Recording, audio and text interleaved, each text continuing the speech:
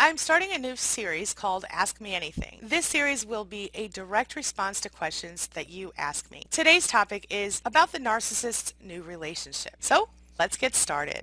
Closed captioning provided by Athena Moberg and CPTSDFoundation.org. My name is Angie Atkinson, and on this channel I offer free daily video coaching to help you discover, understand, and overcome narcissistic abuse in toxic relationships. I like to call it toxic relationship rehab. So if that sounds good to you, hit that subscribe button and let's get going. So the question today is, why does the ex-narcissist seem so happy with the lady he cheated on me with? He then discarded me and married her about 2 weeks after my discard. They seem so happy posting lovey-dovey pictures all over social media, and now I'm asking myself, was I such a terrible person? How can he move on and be so happy? Why does a narcissist do everything you wanted to do with his new supply after you discard them? This is a great question, and I think it deserves its own video. So let's just jump into it. The first thing you have to remember is that the new supply is in a very difficult place because even though right now they feel like competition, in reality they're more like a successor because the narcissist has patterns in their relationships, and right now they're at the beginning of the pattern with the new supply. So they're in the love bombing phase. I'm going to share with you a little bit more information about this. Take a look.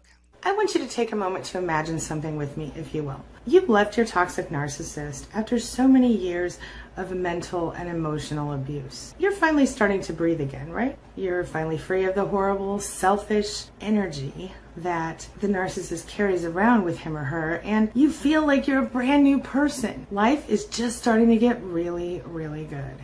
And then it happens. As you're humming to yourself in the grocery store one day, you spot your former would-be soulmate 2 aisles over, and there's something different about him or her. They seem happier. They seem brighter. Relaxed even. They're laughing. They're talking.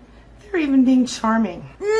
Right? You're confused. You're hurt. You're angry. A far cry from the person you recently knew. This narcissist has somehow transformed back into the amazing person you originally met, the one you fell in love with. But seconds later, almost as if time is moving in slow motion, you recognize what's going on here. Your narcissist has found their next victim. They're in the process of love bombing the next victim. And for just a moment, you have a front row seat. I know it stings, my friend. I know it hurts when you see that person you fell in love with re-emerging now that you're gone. And I know that you wonder, at least a little bit, if somehow the narcissist was right all along. Was it really just you? Were you really the problem in that relationship and it wasn't that person after all? Why does the narcissist become the person you fell in love with when you leave? It's time for a reality check, my love. First, I want to acknowledge that while every step in the process is incredibly painful, this one is probably one of the most confusing. See, while the bigger part of you knows that the narcissist is never going to really change, this other little part of you still loves the narcissist, or the version of the narcissist that you once believed was real. And that's the part of the narcissist that they're parading around right now. So it's like you're mourning the version of the person you fell in love with many years ago or months ago or whatever. But I want to repeat something to you here. The problem wasn't you. The problem was that the narcissist started taking you for granted. The narcissist got used to having you around. Maybe the narcissist had shiny new object syndrome, or they said life was too boring. You know, I gotta go. And maybe they left to pursue whatever it was that they wanted in that moment. Maybe you just finally had enough and you left the narcissist yourself. In any case, here's the reason the narcissist suddenly becomes Mr. or Miss Perfect again. Whether it was their idea to end things or yours, they're now without a source of narcissistic supply, at least a primary source. And so that means, guess what, my friend? The narcissist is on the prowl. This is normal. And sadly for the narcissist, you already know how this story is going to end, right? As you know, narcissists have a little personality issue. They're kind of hard to live with. And even a reasonably intelligent person would feel ashamed that they tolerate the bullshit. So they may keep it under wraps, like you probably did. So you might never know for sure, my friend. But narcissistic abuse does run in cycles, and this is one of the cycles. So if I'm in your shoes at this point, I'm going to make use of the no contact, low contact thing, and I'm going to use that to my advantage. That means block both the narcissist and the new supply on Facebook. So this way you don't have to see it. You don't have to torture yourself by looking at their profiles and all their happy, happy pictures. It means you don't listen when some well-meaning flying monkey comes along to tell you updates on the narcissist. It means you're going to move forward and focus only on what you can control not what you can't. But look, you couldn't control them while you were together. You sure as hell can't control them now, nor should you want to. The narcissist, my friend, is no longer your problem, and that's a blessing. So how do you deal with the painful reality of watching your narcissist be perfect for another person? Well, you start by remembering what it was that you dealt with in your relationship, and by recognizing what this new person is going to deal with now that they're in that relationship. Because the truth is, the narcissist only has one relationship. That's the one with him or herself. Everybody else is just in their minds an extension. And listen, even if you're tempted to warn the narcissist new supply about what he or she is getting themselves into, don't do it. Even if your intentions are good, it won't work. The fact of the matter is that giving a narcissist new supply a heads up seems like a great idea, especially if you're a caring, loving person. The narcissist has already told this person you're crazy. They've probably already told this person that you might try to warn them, and except they put it like, just be aware, this person is really obsessed with me, so they may come and be like, hey, he abused me, or she abused me, she did this, she did that, but the fact of the matter is that person's crazy, blah, blah. In any case, don't sit around thinking that the narcissist new supply will end up getting the benefit of all your work, all the work you did trying to fix the narcissist, because it doesn't work that way, my friend. The narcissist, they are what they are. And even other experts will tell you a narcissist can't change, at least not for long anyway. Remember this, you are not really mourning the person that you lost. You're mourning the illusion of what you believe that person was. It's an ever-turning cycle that the narcissist repeats in varying iterations for the rest of his or her life. Be glad you're off the wheel. Stay focused on yourself and on making your own life better. You have already been tortured enough, my friend, and if you let this situation continue to make you miserable, you're only going to allow the narcissist to continue the abuse from afar. You are allowing the narcissist to remain in control of yourself, even though you're not with him or her anymore. So take back your life. Choose to be happy in your own way, the way that makes you happy. Focus on what you can control and not what you can't control. Heal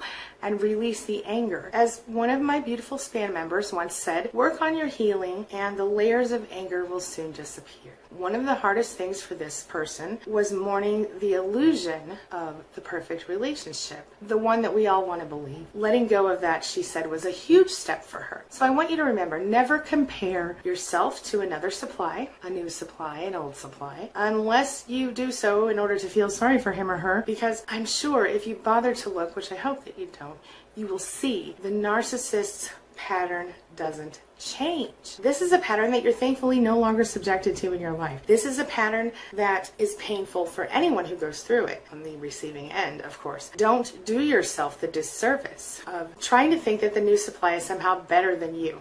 The truth is that narcissists are very picky in their own ways. Chances are, if the new supply seems better somehow, it's only because the narcissist hasn't ruined the new supply yet. Don't if only and what if yourself to death. It's common to have feelings of regret after a relationship ends. Listen, you wouldn't be human if you didn't wonder, what could I have done differently? Did something I do or say trigger this breakup? Did it all go downhill because of me? But listen, my friend, first of all, that's probably not the case. And second of all, it's not helping you. It's not helping you to do any better for yourself. It's only causing you more pain. And chances are, you couldn't have changed the situation even if you wanted to. At least not without going completely insane trying to make the narcissist happy. Now it's time to live in the moment. In time to think about how you want your future to go. All right, now this brings me to the question of the day. And the question of the day is, have you been through watching your narcissist get a new supply and go through the love bombing phase? And how did you feel? Share your thoughts, share your ideas, share your experiences in the comment section below, and let's talk about it. I'm going to offer a really quick shout out to my entire Spanily. You will notice a new thing I'm doing now where I'm showing you as many subscriber names as I can during this little section of the video, and they're right there. And I just want to say thank you so much for supporting me, for supporting this channel, for liking and sharing my content, and for just being here, commenting, being part of the Spanily. Thank you. And a quick shout out to my amazing channel members, those people who support me through the YouTube channel membership program. Their contributions allow me to continue to make videos for you and be here for you every single day and help me to continue to grow my message in so many ways. Thank you so much, Inner Circle. The amazing Inner Circle includes La Precious, Beautiful Purpose, Abraham, Chantel, Ashley, Carrie Ann, Charity, Steph, Dana, Mo Cowboy, Shay, Christina, Ray Ray, T, Christy, Boku, Alda, Smith & Wesson, Ms. Lisa, Martha, Freedom Lee, Mindy, Lynn, Marcia, Linnell, Phoenix, Cherie, Alice, Carrie, Angel, Bible News Radio, Linda, Charlie, Laura, Pierre Lala, Janet, Paul, Delilah, Sarah Lee, Marlene, James F., Trisha, Life's Revival, Lorenzo, Deborah, Roxanne, Susan, and my very first supporter, Angela Falsetto.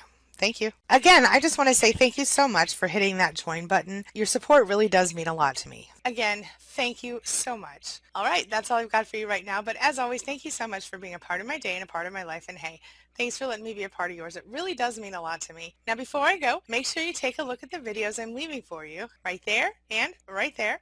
And while you're here, hit that subscribe button so we can stay connected and continue on this healing journey together. I'll see you soon.